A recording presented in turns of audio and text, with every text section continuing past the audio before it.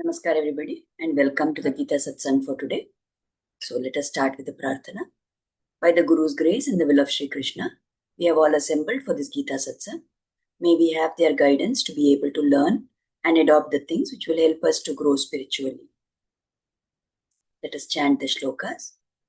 Vasudeva Sutam Devam Kamsa Chanuramardanam Devaki Paramanandam Krishnam Vande Jagadgurum कृष्णाय वासुदेवाय हरये परमात्मने प्रणतक्लेशनाशाय गोविन्दाय नमो नमः।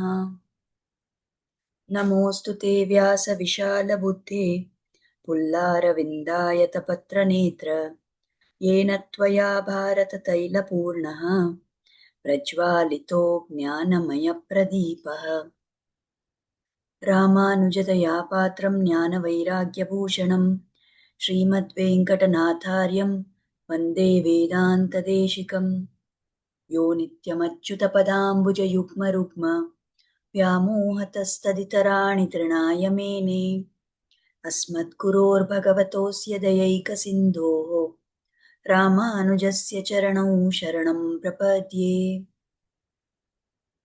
So with prayers at the lotus feet of the Acharya, let us take up our shlokas for today. So we had stopped with the 22nd shloka of the 7th chapter in the last satsang. So today we will continue from shloka 23. So Krishna is explaining to Arjuna. In the previous satsang we have seen how he explained that people go and worship other deities thinking that they are giving them the benefits. But in reality, it is Krishna only who is giving those deities the power to be able to fulfill those wishes of the devotees. Now he continues to explain in the 23rd shloka. Antavattu phalam tesham tadbhavatyalpamedhasam devan devayajo yanti madbhakta yanti mamapi. But, O Arjuna, this truly the reward gained by these persons of limited understanding is finite. The worshippers of the gods will go to the gods, but my devotees, those who worship Krishna, they will come to me alone. So, here Krishna is calling these people, all the devotees who worship the Devatas, who worship Indra, Chandra, Kubera, and all the other devatas, he says that they are people of small intelligence. Why they are of small intelligence? Because they do not have the intelligence to realize that ultimately everything is flowing from Krishna only. So people of small intelligence are the ones who worship these devatas. Now, when we pray to these devatas, there are two defects in that process, or there are two things which make it inferior in the quality. What are these things? That firstly, these devatas can only give us inferior rewards. They cannot give us the supreme reward that we are seeking of eternal bliss, which will come only from Krishna. Second thing is that these devatas, they are not independently having any power on their own. They can only grant the rewards which by the power which Krishna has given to them. It's like saying the moon has no light of its own. It only reflects the light that it gets from the sun. Similarly, these devatas, even if it appears like they are fulfilling our wishes, they are granting our boons, it is only that they are able to do that because of the power that Krishna has given to them. So this being the case, if we pray to these devatas, then our prayer is not a complete one which takes us to the superior level. These two defects are not there when we worship Krishna. And the fact remains that whatever results we get, whatever boons we get by praying to these inferior deities, those boons are not permanent. The results we get from them is perishable. It will change after some time. And if we worship these devatas, we will go to that particular loka of that Devata. But if we worship the Supreme Lord, then we go to the land of our Lord. Now, these Devatas, they are not beyond the circle of samsara. The Devata is in that position or sthana because of the great amount of punya that they have accumulated. But they are not capable of taking us to Vaikuntha. So, by worshipping them, we will not be able to go to Sri Vaikuntha. However, when one worships the Lord, when one worships Krishna, when one worships Sriman Narayana, then because he is the one who is going to take us and beyond this samsara, he is the one who is going to grant mukti to us. So, if we worship the Supreme Lord, we will reach him alone. And if we say that we are reaching him, what do we mean by that? We mean that we are getting moksha. We are getting liberated from the cycle of samsara. That is why it is considered that worshipping the Devatas is inferior compared to worship of Krishna. Now, in the next shloka, Krishna continues. Avyaktam vyaktimapannam manyante mama buddhayah param bhavamajananto mama vyaya manuttamam. He says, not knowing my higher nature, not knowing that I am immutable and unsurpassed, the ignorant people think of me as an unmanifest entity who has now become manifest. So, what he means here is that actually, this Krishna, this Supreme Lord, he is the Lord of Sri Vaikuntha. He is called as the master of the Ubhaya Vibhuti. Ubhaya Vibhuti means the two properties, the two areas, the two regions. What are those? The Leela Vibhuti and the Nitya Vibhuti. Leela Vibhuti is this world which he has created as his Leela, as his sport. That is his property. So also Nitya Vibhuti, which is Sri Vaikuntha, which is the everlasting, never perishing region. So the Lord is the master of both of these. But people in their ignorance, ignorant people, don't realize this quality of the Lord, and therefore they can't understand his greatness. Now, not understanding his greatness is one part, it is one level. Beyond that, they also misunderstand him. They think that just because Krishna has taken avatara, he is also like one among us. But when God is born, it is not a birth like ours. We are born because of our past karmas. We are born because we are bound by those rules of karma. But the Lord is not born like us. He is born by his own free will. He is born because he takes these avatars because he has apara karuna on us. He has infinite compassion. And although he takes an avatara, he may take a human form or an animal form or whatever form, yet he does not compromise on any of his divine qualities, any of his divine nature. Now, people, because we are ignorant, we must misunderstand this. And because we misunderstand this, there are so many people who say that, okay, Krishna was a human who had great qualities. He was a superhuman, but they do not accept that he was the supreme being. And because of this misunderstanding, they think that Krishna is one among us, just one like us. They do not understand that he is supreme, and therefore they do not seek refuge in him. That is what Krishna is pointing out in this shloka. That although he has taken avatara, but his higher nature is not known to the ignorant people. So they think he was someone who was avyakta and now he has become vyakta, that now he has just come at this point of time. But they don't realize that his nature is unchangeable in all forms, whether in the form in which he sits in Sri Vaikuntha or in the avatara that he has taken on this bhumi for our benefit. In every form, his divinity is supreme and it is unchallenged. Now, in the 25th shloka, he explains that why this happens. Why is it that people are ignorant about this? Naham prakasha sarvasya yoga maya samavritah Mudhoyam na bhijanati loko mamajamavyayam. He says, because of this veil, because of the avarana of Maya, I am not clearly evident to all. This world, which is caught up in that delusion, does not recognize me as the one who is Ajam and Avyayam. I am unborn and I am immutable. I don't change. So, these people who take the human form, who see the human form that the Lord has taken, and assume that He is one among us, He calls these people as Mudha. They are the foolish ones. Further, later also, He is going to talk about these people in some other chapter.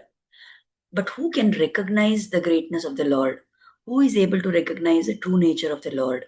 It is only the Bhakta. Here, the Acharyas give the example of this Kuratalvan, who was the supreme disciple of Swami Ramanuja. Now, this Kuratalvan, he says, where he is talking, he has this composition called Atimanushastavam. And there, while praising these so called superhuman capabilities of the Lord, he says, he talks about the episode where Rama gives moksha to Jatayu. If you look at the entire course of the Valmiki Ramayana, everywhere Rama is very keen to hide his divine nature. He says, I am only the son of Dasharatha. Don't call me as anything else. I am nothing. I am only Dasharathi. I am the son of Dasharatha. So he wants everybody to recognize him as Dasharatha's son. He wants to be known only as a human being. He does not want to reveal his divine nature. And if at all somebody is addressing him as divine also, he refuses to accept that title. But when Jatayu gives up his life fighting to protect Sita from Ravana, at that time, as Rama holds Jatayu in his arms and Jatayu is losing his life, there Rama is saying that, O Jatayu, you go to the Uttama Loka, you go to Moksha. Now Kuratalvan is wondering, he says, O Rama, you are so great, you are so supreme that you know how to send Jatayu to Moksha. So that means you are the Supreme Lord. And yet, if you can know how to send the Jatayu to Moksha, how is it that you did not know where Sita was? Why did you say that you want the help of these Vanaras? You wanted Sugriva to help you. You wanted Hanuman to fly across the ocean. You wanted him to take the, ring and find Sita. How is this contradiction possible? He wonders. If this Lord knows the way to moksha, to send Jatayu, who is not even a human being who has done any kind of devotion, he is an animal, yet to him Rama is able to grant moksha. How come this same Rama is pretending that, how can he not know where is Sita? How can he behave like a human being who is lost in grief, saying that I don't know where is Sita, I have lost Sita? That is because it's a supreme divine will of the Lord, isn't it? So when he sees the supreme sacrifice made by Jatayu, he lets that mask slip for an instant and sends him to moksha. But for the entire rest of the avatara, he is very firm that he has to behave like an ordinary human being. So this is the greatness of the Lord. Now, if there is somebody who is able to recognize this greatness of the Lord, then they are the ones who are the bhaktas of the Lord. Like Hanuman, he knew to recognize the greatness of the Lord. That way, ordinary people, we don't have that ability. What is the reality the Lord is explaining here? He says, I am Aja, I am unborn, and Avyaya, I am immutable, I am unchangeable. And He is the Lord of all. And why has He taken these human forms as avatars? Only so that the bhaktas can take refuge in Him. So it is for our benefit that He is taking these avatars. On the one hand, He has to destroy these evildoers and He has to protect the sadhus and He has to re-establish dharma. The main purpose in all of these, Swami Ramanujacharya says, is to give his darshan to the devotees, to let the devotees have an opportunity to worship him, to serve him, to be in contact with him, and to take refuge in him.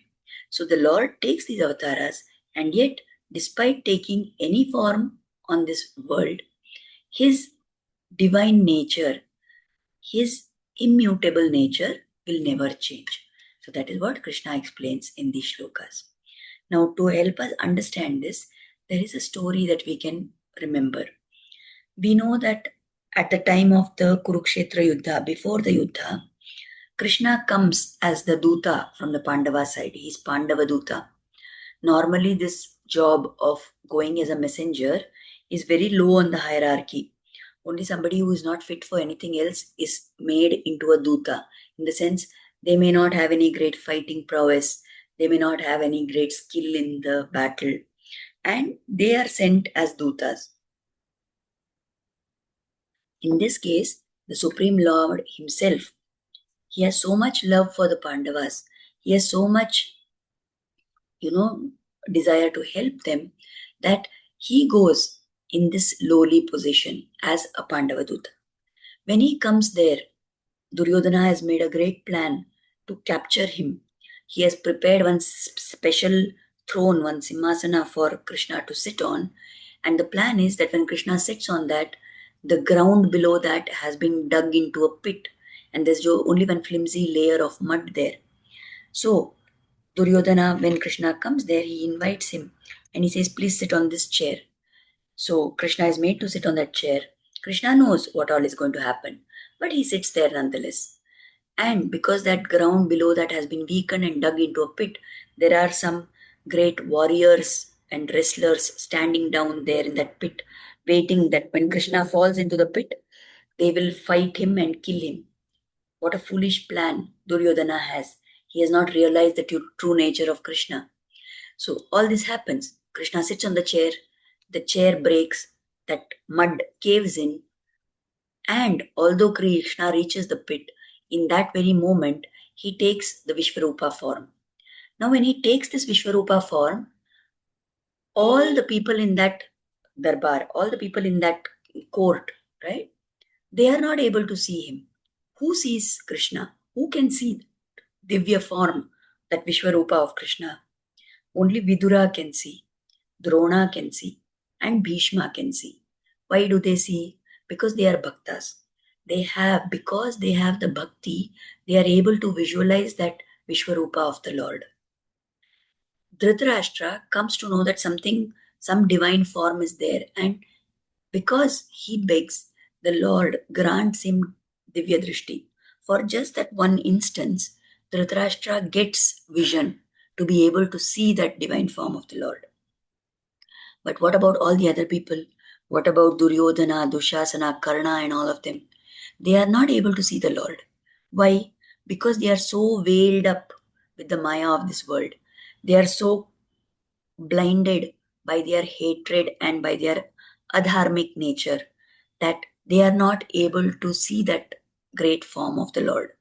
So, this is what Krishna tries to tell us, that most of us, we are not able to realize that he is the Supreme Lord. We are not able to understand this greatness of his. It is only the bhakta who is able to recognize that he has such a truly great form. So that is why we are not able to see the greatness of Krishna, is because of our ignorance. And the only way to get rid of that ignorance is to become a bhakta. When we have bhakti in our heart, we will be able to see the true greatness of the Lord. So that is what should be our attempt in our sadhana. So just to summarize, I will go to that mind map that I prepared. We will sum up whatever we have understood of today's shlokas. We took up shloka 23, where Krishna talked about the worshippers of the Devatas and the devotees of Krishna. So people who worship the Devatas do so because of limited understanding. They get rewards, no doubt, but those rewards are finite and perishable. Now, somebody who worships these Devatas goes only to the loka of that Devata. And because that Devata is not capable of liberating them from this world, they remain caught up in the cycle of samsara. However, those who are devotees of Krishna, they ultimately come to Krishna himself. They attain moksha and they attain the Divya Loka. They attain the Loka of Sri Vaikuntha. In this 24th shloka, we saw about the nature of the Lord. He is immutable. He is unsurpassed. He is the master of Sri Vaikuntha. He is born by his own will. Although he takes avatar, it's not because of karma like human beings, but because of his own desire to be born. But people who are ignorant don't understand this. They think he is just one manifested entity. They think that he has also taken birth like us because of past karma. And because they don't realize Krishna's greatness, they fail to seek refuge in Krishna. And finally, in the 25th shloka, we see that this Yoga Maya, this illusory power, which is of the Lord only, that is what veils the Lord from all. That is the avarana which is there. And because of that, the entire world is deluded. It is only the bhakta who recognizes the true nature. People who are able to see only the human form, or they see the animal form, or whichever form the Lord has taken, avatara, if we see only that form, then it is our foolishness. We are fools if we can see only that form. It is only the bhakta who recognizes the true nature of the Lord, who recognizes the divine nature of the Lord. And what is that divine nature? That he is unborn and immutable. So these are the things that we have discussed in today's satsang. Let us offer gratitude, kritagnyata, at the lotus feet of the Lord and the Guru for inspiring us to start and to join this satsang. And let us pray for their blessings and grace to always be on us. Thank you everybody for attending the satsang. We will meet again next week, Friday as usual. Namaskar.